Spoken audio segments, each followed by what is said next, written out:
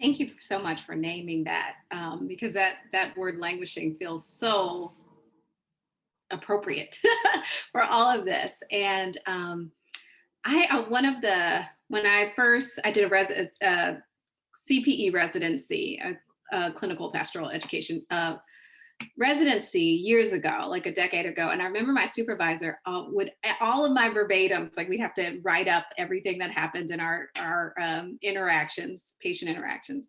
And I just remember this note always. She wrote in the note of one, margin of one, don't rush to resurrection. And that feels so appropriate for now because we are so ready for normal that I feel this real rushing to like everything's back to normal, everything's open, we're okay again.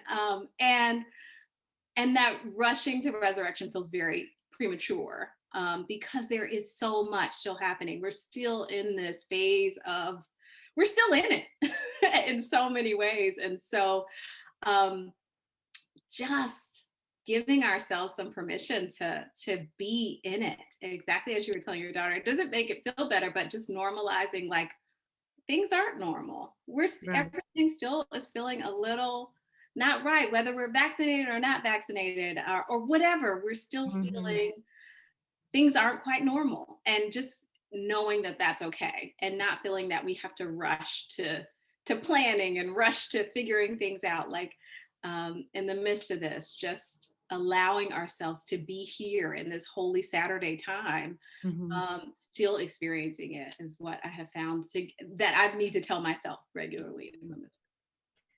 Oh, Zena, I love that. Don't rush to resurrection. That I was telling Trey as we talked about this, it kind of reminds me of the Dr. Seuss book, Oh, the Places You'll Go, and the waiting place. You know how he talks about being in the waiting place?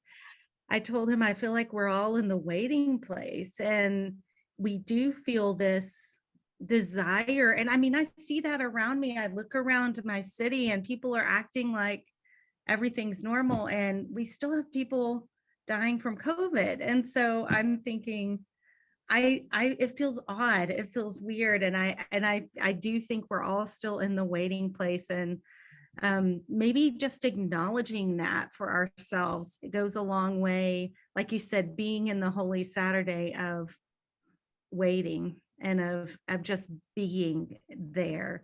I think there's something about that that spiritually and emotionally is really healthy.